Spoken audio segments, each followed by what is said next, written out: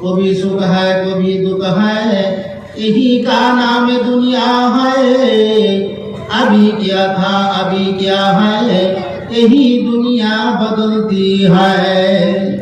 दुनिया कखनो सुख कखनो दुख, আস্তে আস্তে এমন একটা সময় হবে বান্দার নিঃশ্বাসটা শেষ হয়ে যাবে, দুনিয়া থেকে সে চলে যাবে, আর দুনিয়ার জমি থাকতে পারবে। দুঃখ হোক সুখ হোক, সর্ব অবস্থায় আপনাকে আমাকে এটা মেনে নিয়েই এই দুনিয়ার জমিন থেকে যেতে হবে। প্রিয় উপস্থিতি, আল্লাহ তাআলা বলেন, ইয়া আইয়ুহাল্লাযীনা আমানুসবিরু ওয়া সাবিরু ওয়া রাবিতু। আল্লাহ তাআলা যত মানুষ আছে এর ভিতরে যারা ঈমানদার, ঈমান আনয়ন করেছেন, এদেরকে লক্ষ্য করে বলেছেন, তোমরা ধৈর্য ধারণ করবা। ওয়াসাবিরু ওয়ারাবিতু। আরেকটা কথা হলো মুরাবাতা করার জন্য বলেছেন। এটা হলো যুদ্ধের ময়দানে সীমান্ত পাহারা দেওয়া। এই কাজের কথা আয়াতের শেষ দিকে বলা হয়েছে। আমার আলোচনার মূল উদ্দেশ্য হলো শুরুর অংশ, সবর ধৈর্য ধারণ করা সম্পর্কে।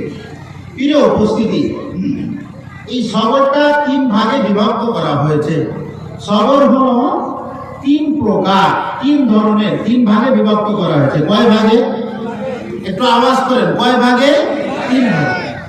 একটা প্রথম নাম্বার সবর আলা তাআত।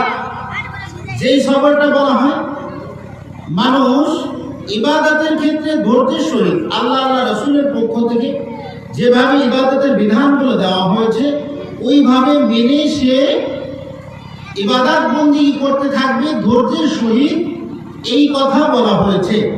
প্রথম নাম্বারে সবর আলা তাআত। দ্বিতীয় নাম্বার ধৈর্যের একটা প্রকার হলো সবর আনিল মাসি, অর্থাৎ গুনাহের কাছ থেকে নিজেকে বাঁচিয়ে রাখা ধৈর্যের সহিত। বান্দার যদি ধৈর্যের পরিচয় গুনাহের কাজে না দেয়, তাহলে বান্দা ওই গুনাহের কাছ থেকে বেঁচে থাকা সম্ভব হবে না। কথা বলেন ঠিক কি না? তৃতীয় নম্বর আরেকটা প্রকার হলো সবর আলাল মাসায়েব, অর্থাৎ বিভিন্ন বালা মুসিবতের সময় ধৈর্য ধারণ করা। বিষয়টা বুঝাইতে পারছি আপনাদের?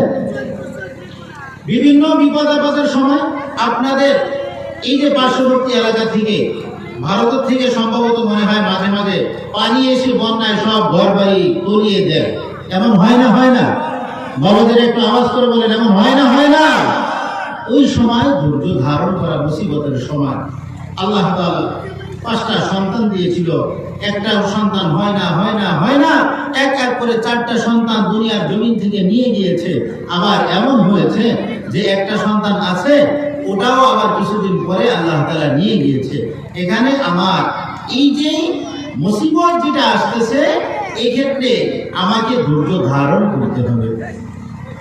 প্রিয় উপস্থিতি, এটা হলো মুমিনের জন্য কর্তব্য, দায়িত্ব, অত্যাবশ্যকীয়।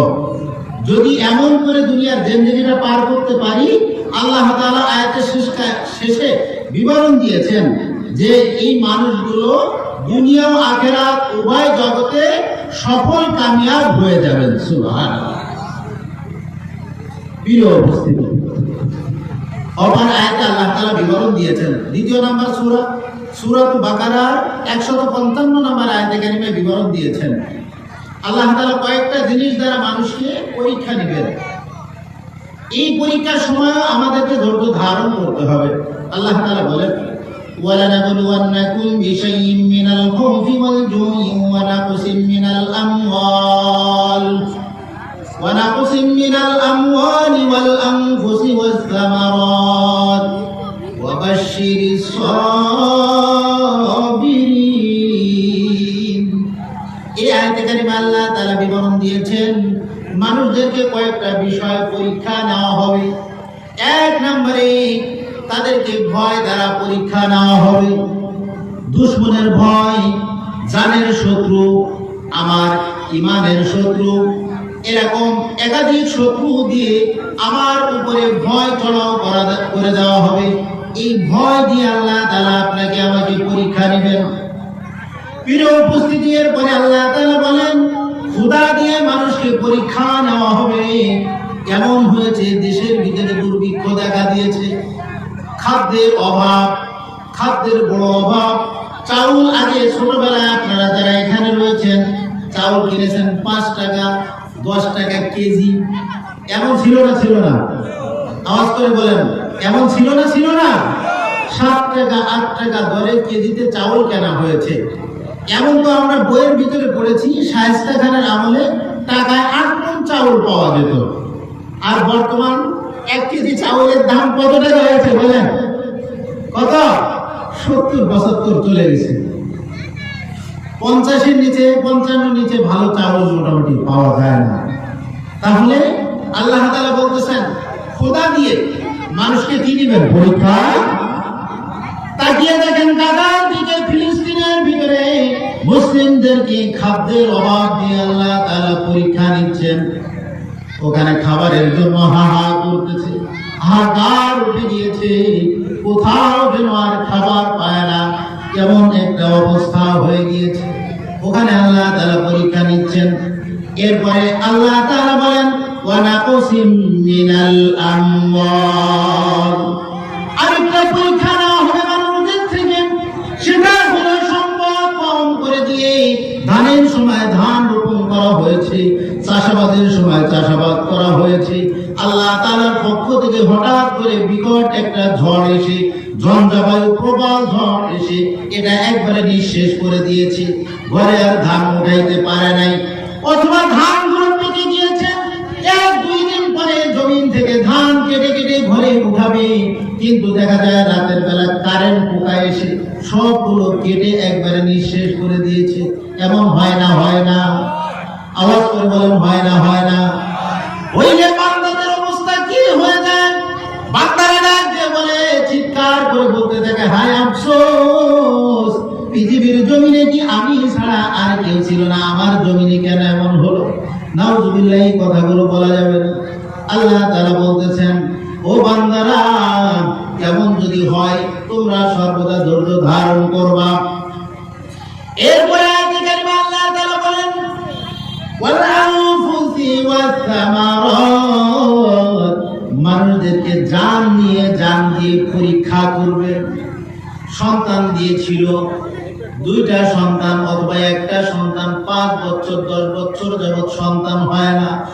অনেক কষ্টের সন্তান কিছুদিন যাবৎ রয়েছে, আবার দেখা যায় 12 বছর 14 বছর যে সময় বয়স হয়েছে দুনিয়ার জমিন থেকে তাকে নিয়ে যাওয়া হয়েছে।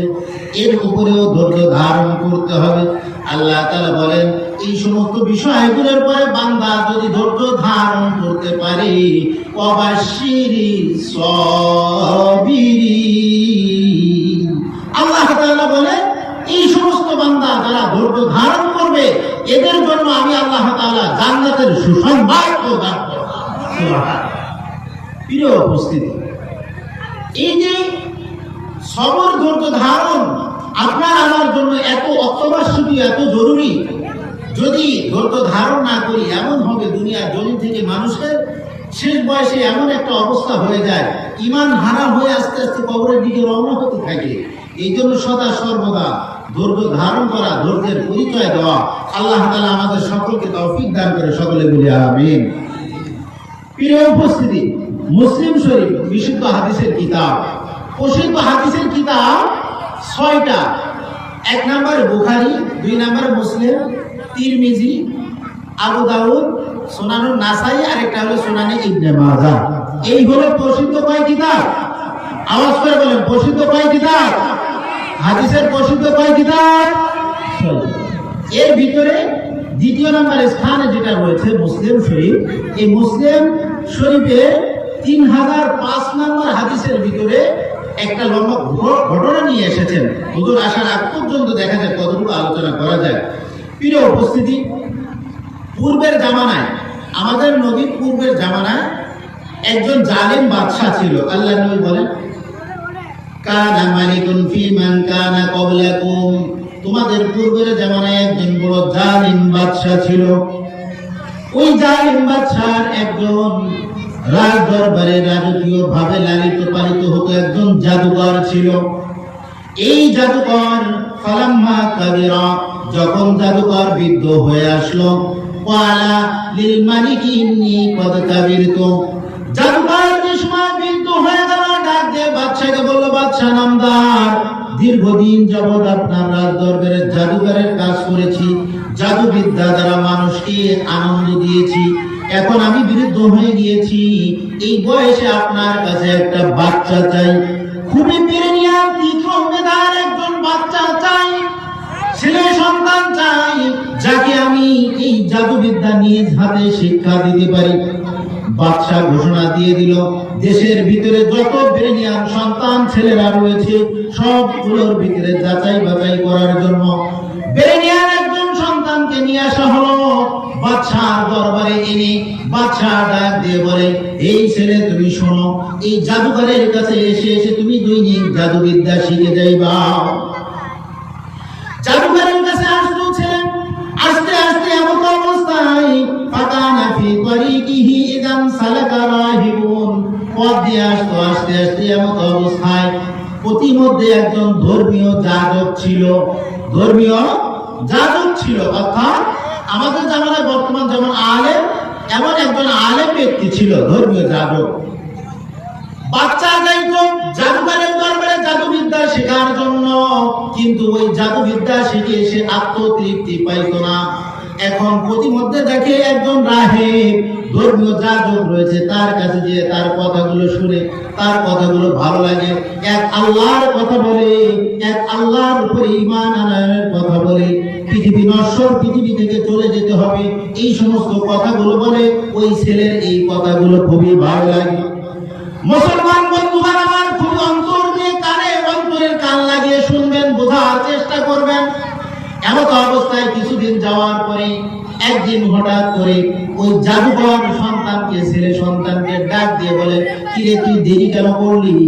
ওই ছেলে ডাক দিয়ে বলে, হে জাদুকর, আমি পথ দিয়ে আসতে যে আমার দেরি হয়ে গিয়েছে, কিন্তু এই দেরি কি জন্য করেছে এটা আর বলে নাই। এই কারণে জাদুকর তাকে মার দিয়েছে। মার দেওয়ার পরে এই কথাটা আবার ওই ধর্মীয় যাজকের কাছে এসে বলেছে। মনে করেন বাচ্চার বাড়ি আপনাদের এই মাদ্রাসা, এখান থেকে যে একটা মোড় আছে, এই মোড়ে মনে করেন ধর্মীয় যাজক আলেম ব্যক্তির বাড়ি, আর জাদুকরের বাড়িটা মনে করেন আপনাদের রোমারি বাজার। এখন এই প্রতিমধ্যে যারা আছে, এই প্রতিমধ্যে যে ধর্মীয় যাজক আছে, এর কাছে যে বসে বসে আলোচনা শুনে, এটা খুবই ভালো লাগে ছেলের কাছে। এখন মার দিয়েছে একদিন যে কেন আসতে দেরি করলাম। প্রিয় উপস্থিতি, এমন অবস্থায় ছেলে এই কথা ধর্মীয় যাজক আলেম ব্যক্তির কাছে বলেছে যে হুজুর আমাকে তো এরকম প্রহার করেছে। আলেম ব্যক্তি বলল, তুমি বাড়ি থেকে যদি তোমার বাড়িতে যাইতে দেরি হয়, বাড়িতে যদি বলে কি জন্য দেরি করলাম, বলবা যে জাদুকরের কাছে দেরি হয়ে গেছে। আর জাদুকর যদি বলে যে কি জন্য দেরি করেছো, সে সময় তুমি বলবো বাড়ি থেকে আসতে দেরি হয়ে গেছে। এমন অবস্থায় চলতে থাকে, চলতে চলতে হঠাৎ করে একদিন বাড়ি থেকে বের হয়েছে ওই ছোট বাচ্চাটা, বাড়ি থেকে বের হয়েছে। বের হওয়ার পরে হাদিসের ভিতরে এসেছে, ফাবাইনা কাযা ফাবাইনা মা কাযালিকা ইয আতা আলা দাব্বাতিন আযীমা।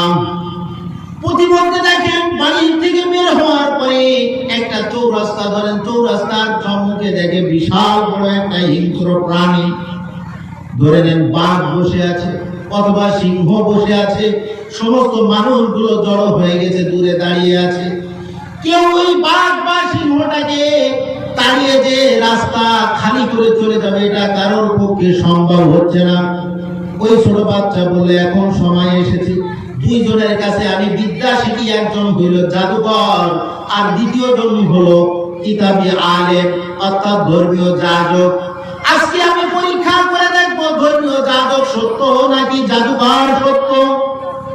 পাথর একটা ছোট্ট কঙ্কর হাতে নিয়েছে, নেওয়ার পরে বলে, আয় আল্লাহ, যদি ওই জাদুকর সত্য হয় তাহলে আমি পাথর নিক্ষেপ করলাম, এই হিংস্র প্রাণীটাকে তুমি মৃত্যুবরণ করো বা সরিয়ে দাও।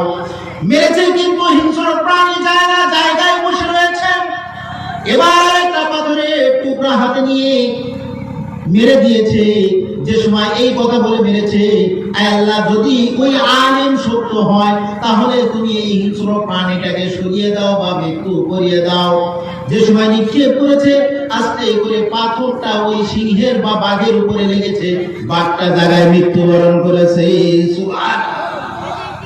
এবার সকলে হতভম্ব হয়ে গেছে, আশ্চর্য হয়ে গেছে, কিন্তু কি ব্যাপার, এই ছোট একটা বাচ্চা, আমরা এতগুলো মানুষ পারলাম না এই বাঘটাকে মারতে পারলাম না, সরাইতে পারলাম না, একটা পাথর টুকরা মেরেছে, এই বাঘ মারা গেছে, কারণটা কি? এবার ওই ছোট বাচ্চার কাছে এক এক করে এলাকার সমস্ত মানুষরা ভিড় জমায়, এসে বাচ্চাকে বলে, বাচ্চা যা, যে কোনো রোগের জন্য হোক না কেন, পানিতে ফু দিয়ে মানুষকে দিয়ে দেয় বা মানুষকে ফু দেয়, সাথে সাথে সমস্ত রোগ সবকিছু ভালো হয়ে যায়। কথা বুঝতেছেন?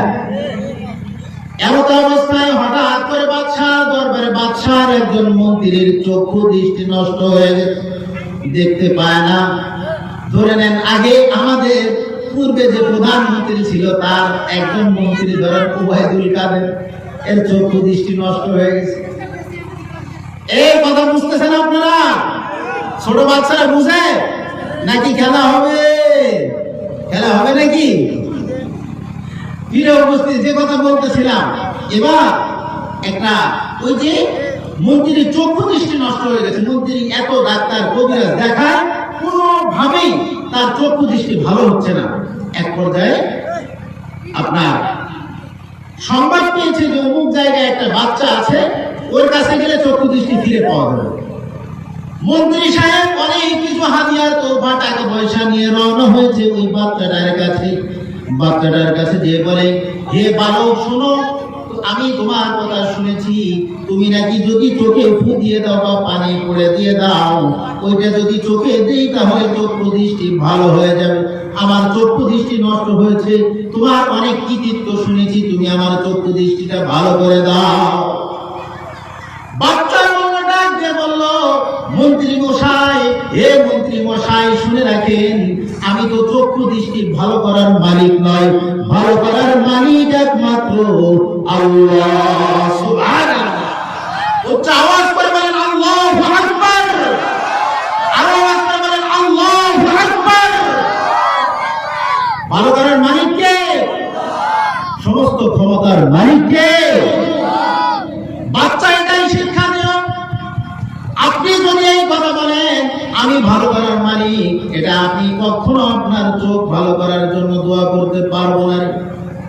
আপনি যদি এক আল্লাহর উপরে ঈমান আনয়ন করেন, বিশ্বাস করেন, তেল পড়া পানি পড়া যা কিছু প্রয়োজন ওই আল্লাহর নামে আমি পড়ে দিয়ে দিব। আপনার মালিক যদি চায় ভালো করার, তাহলে আপনার চক্ষু দৃষ্টি ফিরে পাইবেন। সুবহানাল্লাহ। এবার বলে যে হ্যাঁ, আমি এক আল্লাহর উপরে ঈমান আনয়ন করলাম। আওয়াজ করে বলে সুবহানাল্লাহ। আর হতো ওই সময় দরকার, চক্ষু দৃষ্টি ফিরে না পাইলে তো করবে কি? মন্ত্রী তো শেষ, এখন খাবে কি করে? এবার বলতেছে না, ঈমান আমি আনলাম। এবার বাচ্চা মহান রব্বুল ইজ্জতের দরবারে ডাক দিয়ে বলে, মাবুদ, একজন মন্ত্রী দুইটা চক্ষু ভালো করার জন্য এসেছে। ও মাবুদ, তোমার কাছে দোয়া করি, এই মন্ত্রী বা এই ব্যক্তির চক্ষু দৃষ্টি ভালো করে দাও। আল্লাহ তাআলার কাছে দোয়া করেছি, দোয়া করতে দেরি, দেখি যে ব্যক্তির চক্ষু দৃষ্টি সাথে সাথে ভালো হয়ে গিয়েছে। প্রিয় উপস্থিতি, একবার এখান থেকে চলে যে বাদশার দরবারে চলে গিয়েছে। বাদশা বলে, কি রে মন্ত্রী, তোমার না চক্ষু এতদিন যাবৎ নষ্ট হয়েছিল, তাহলে তুমি আসলা কিভাবে? ভালো হইলো কিভাবে? কোথা থেকে ভালো করলা? মন্ত্রী ডাক দিয়ে বলে, বাদশা নামদার, আমার চক্ষু দৃষ্টি ভালো করেছে। উনি বললেন, কোন ডাক্তার কোন কবিরাজে ভালো করেছে? মন্ত্রী ডাক দিয়ে বলে, বাদশা নামদার, শুনে রাখেন, আমার চক্ষু দৃষ্টি ভালো করে দিয়েছেন এমন একজন ডাক্তার, এমন একজন মালিক, এমন একজন কবিরাজ, যিনি ডাক্তারের ডাক্তার, মালিকের মালিক, যিনি আপনার আমার সৃষ্টিকর্তা, তিনি আমার চক্ষু ভালো করেছেন। সুবহানাল্লাহ। কয় যে আর প্রভু কি আছে? বাদশা নিজেরই প্রভু দাবি করতো, নিজেরই খোদা দাবি করতো। প্রিয় উপস্থিতি, ভালো করে বোঝার চেষ্টা করেন। এবার বাদশা বলে, তোমার প্রভুকে? মন্ত্রী ডাক দিয়ে বলে, আমার প্রভু যিনি আপনাকে আমাকে সৃষ্টি করেছেন আল্লাহ, উভয় জাহান সৃষ্টি করেছেন, তিনি আমার চক্ষু দৃষ্টি ফিরিয়ে দিয়েছে। এক পর্যায়ে কথা বলতে বলতে ওই ছোট বাচ্চার কথা বলে ফেলেছে। ওই বালকের সংবাদ পেয়ে গেছে। অতবার পালাম্মা জিয়া বিহি, অতবার ওই বালককে আনা হলো বাদশার দরবারে। বাদশার দরবারে আনার পরে বালককে এক এক করে প্রেসার দেওয়া শুরু করা হলো। এ বাচ্চা, তুমি এই বিদ্যা কোথা থেকে শিখেছ? দেশের মানুষের সমস্ত রোগগুলো ভালো করে দিচ্ছ, চক্ষু দৃষ্টি ভালো করে দিলাম, কিভাবে করলে একটু আমাদেরকে শিখায়া দাও না? আমার কাছে একটু বলো, তুমি কার কাছে শিখেছ? বাচ্চা বালক প্রথমে বলে না, চাপ দেওয়ার পরে এক এক করে তার উপরে টর্চার করা শুরু করেছে। এমন টর্চার করা শুরু করেছে, বালক ছোট মানুষ মুখ ফসকে বলে ফেলেছে, আমি তো শিখেছি ওই পাদ্রীর কাছ থেকে, ধর্মীয় যাজকের কাছ থেকে এটা শিক্ষা গ্রহণ করেছি। প্রিয় উপস্থিতি, এই যে টর্চার করা শুরু করেছে, এই টর্চারের এমন অবস্থা আমাদের জামানায় এমন টর্চার আছে না নাই? আওয়াজ করে বলেন, আছে না নাই? হাই হাই, আয়না ঘরের কথা আপনারা শুনেন নাই? কারণে একাধিক উলামায়ে কেরামকে, হাজার হাজার উলামায়ে কেরামকে জেলখানার ভিতরে আবদ্ধ করে রাখা হয়েছে, টর্চার করা হয়েছে। এগুলো কি বিচার কি আল্লাহ করবেন না? কি মনে হয় বিচার কি হবে না? হবে না? আল্লাহ তো পাঁচটাকে একটু দেখিয়ে দিয়েছেন, বড় ধরা সামনে রয়েছে। প্রিয় উপস্থিতি, যে কথা বলতেছিলাম, এবার বাচ্চা বলে দিয়েছেন ধর্মীয় যাজকের কথা। ধর্মীয় যাজককে আনা হলো বাদশার দরবারে। বাদশার দরবারে আনার পরে ওই ধর্মীয় যাজককে বলতেছে, তুমি ঈমানকে ছেড়ে দাও, ঈমান ত্যাগ করো। ধর্মীয় যাজক বলে, জান চলে যায় যাবে, এ বাদশা, আমি আমার প্রভু আল্লাহর উপর থেকে ঈমান সরাইতে পারবো না। সম্মানিত উপস্থিতি, বাদশা আদেশ দিল, এই তাড়াতাড়ি করাত নিয়ে আসো। বাদশার আদেশ পেয়ে সৈন্য সামন্ত যারা ছিল, এই বাহিনী যারা ছিল, এই বাহিনীরা করাত নিয়ে চলে আসলো। আনার পরে ধর্মীয় যাজকের মাথার উপরে করাত রাখা হলো। রাখার পরে ধর্মীয় যাজককে আবার বলতেছে, ঈমান পরিত্যাগ করো, আমি বাদশার উপর ঈমান আনয়ন করো, আমি তো তোমাদের সবকিছু ব্যবস্থা করি। কিন্তু ধর্মীয় যাজক বলে, জান চলে যায় যাবে, আল্লাহর উপর থেকে আমি ঈমান হটাবো না। সুবহানাল্লাহ। মুসলমান আপনি, আমি, আপনার, আমারও ঈমান এমন হতে হবে, জান চলে যায় যাবে, তারপরে আমি আল্লাহ রাসূলের উপর থেকে কখনো ঈমান বিশ্বাসকে হটাবো না, ইনশাআল্লাহ। আওয়াজ করে বলেন, ইনশাআল্লাহ। সদা সর্বদা প্রস্তুত থাকবো। ইসলামের উপরে যদি কেউ আঘাত করে, আমার নবীর উপরে যদি কেউ আঘাত করে, আল্লাহর উপরে যদি কোনো কেউ আঘাত করে, নিজের জান বাজি রেখে আমরা এর প্রতিবাদ করবো, ইনশাআল্লাহ। 15 তারিখে নবীর ইজ্জত রক্ষার জন্য আগামী শনিবার ঢাকা সরোয়ারদী ময়দানে আপনার খতমে নবুয়ত সম্মেলন অনুষ্ঠান অনুষ্ঠিত হবে।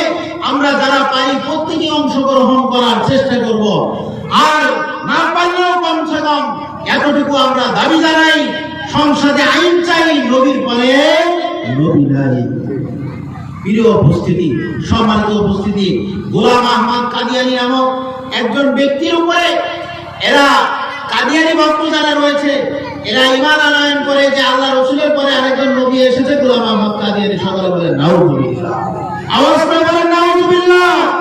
আল্লাহর নবী বলেছেন, আমি হইলাম শেষ নবী, আমার পরে আর কোন নবী আসবে না। প্রিয় উপস্থিতি, যে কথা বলতেছিলাম আমাদের জন্য, এই যে কথা বলতেছিলাম, শেষ নবী আল্লাহ রাসূলের উপরে ঈমান এমন ভাবে রাখতে হবে, জান চলে যায় যাবে, কিন্তু আমি এটা কখনো কি করব না, বলবো। প্রিয় উপস্থিতি, এক পর্যায়ে ওই ধর্মীয় যাজকের মাথায় করাত রেখে দ্বিখণ্ডিত করে দেওয়া হলো। দ্বিখণ্ডিত করে দেওয়া হয়েছে। এমত অবস্থায় প্রিয় উপস্থিতি, ওই ছোট বাচ্চাকে আযাব দেওয়ার জন্য, শাস্তি দেওয়ার জন্য বলছে।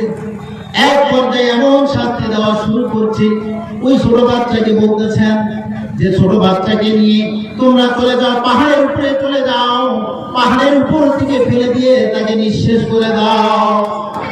ওই বাচ্চাকে পাহাড়ে পাঠিয়ে দিয়েছে, কিন্তু পাঠিয়ে দেওয়ার পরে কি দেখা গেল, যতগুলো বাহিনী নিয়েছিল, সেনাবাহিনী, র্যাব, কোবরা, চেতা যারা ছিল, সবগুলো মৃত্যুবরণ করেছে। বাচ্চা একা একা আবার বাদশার দরবারে ফিরে এসেছে। সকলে বলি সুবহানাল্লাহ, আওয়াজ করে বলি সুবহানাল্লাহ। সম্মানিত উপস্থিতি, আবার বাচ্চাকে মারার জন্য পাঠিয়ে দেওয়া হলো সমুদ্রে। বললো যে সমুদ্রে ডুবিয়ে দিবা, বাচ্চাকে নিঃশেষ করে ফেলবা। কিন্তু আল্লাহ পাকের কি কুদরত দেখা যায়, সমুদ্রে যত সৈন্য সামন্ত পাঠিয়েছিল সবাই মারা গিয়েছে, সকলে ইন্তেকাল করেছে। বাচ্চা আবার বাচ্চার দরবারে জীবিত অবস্থায় ফিরে এসেছে। বাচ্চা ডাক দিয়ে বলে, বাচ্চা নামদার, আপনি কি আমাকে মারতে চান? যদি মারতে চান আপনাকে একটা কথা বলি, একটা ময়দানে দেশের সমস্ত মানুষকে জড়ো করেন, একত্রিত করেন, করার পরে কি করতে হবে আমি বলি। বাচ্চা ঘোষণা করেছে, সমস্ত মানুষগুলো একত্রিত করেছে। বিশাল বড় ময়দানের ভিতরে একটা শুরি কায়েম করেছে, তার ভিতরে বাচ্চাকে রেখে দেওয়া হয়েছে। বাচ্চা বলেছে, তোমরা যদি আমাকে মারতে চাও তাহলে এতটুকু কথা বলে তীর নিক্ষেপ করবা, বিসমিল্লাহি রব্বিল গুলাম, এতটুকু বলে তোমরা তীর নিক্ষেপ করবা। এই কথা বলে যে সময় তীর নিক্ষেপ করেছে, তীর বাচ্চার কানে এসে মৃতভাবে আঘাত করেছে। বাচ্চা দুনিয়ার জমিন থেকে নিঃশেষ হয়ে গিয়েছে।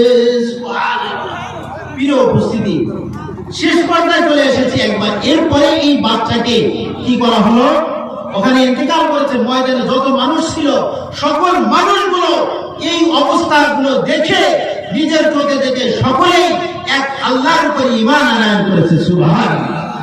বাদশা বলতেছে, সকলকে নিঃশেষ করো, এক এক করে সকলকে মেরে ফেলবে। আগুনের গুহা তৈরি করা হয়েছে, আগুন জ্বালিয়ে দেওয়া হয়েছে, এক এক করে সকলকে ফেলে মারা হচ্ছে। সর্বশেষে একটা মহিলাকে নিয়ে আসা হলো। মহিলার কোলে ছোট একটা দুধের বাচ্চা, কথাও বলতে পারে না। মা আগুনের ভিতরে ঝাঁপ দিতে দ্বিধাবোধ করে, ওই ছোট বাচ্চা কথা বলতে পারে না। কিন্তু আল্লাহ বলাইলে পারে না, পারে না, পারে না, পারে না। বাচ্চার জবান খুলে গিয়েছে, বলেছে, এ আমার মা, লা তাখাফি ওয়া লা তাহজান, আপনি ভয় পাবেন না, চিন্তা করবেন না, ইন্নাকা আলাল হক, আপনি সত্যের উপরে রয়েছেন, আপনি ধৈর্য ধারণ করে আগুনের ভিতরে লাফ দেন, আল্লাহ তাআলা আপনার জন্য জান্নাতের ফয়সালা করে রেখেছেন। সুবহানাল্লাহ। প্রিয় উপস্থিতি, যে কথা বলতেছিলাম, সর্ব অবস্থায় ধৈর্য ধারণের সহিত আমরা সমস্ত পরিস্থিতিকে মোকাবেলা করব।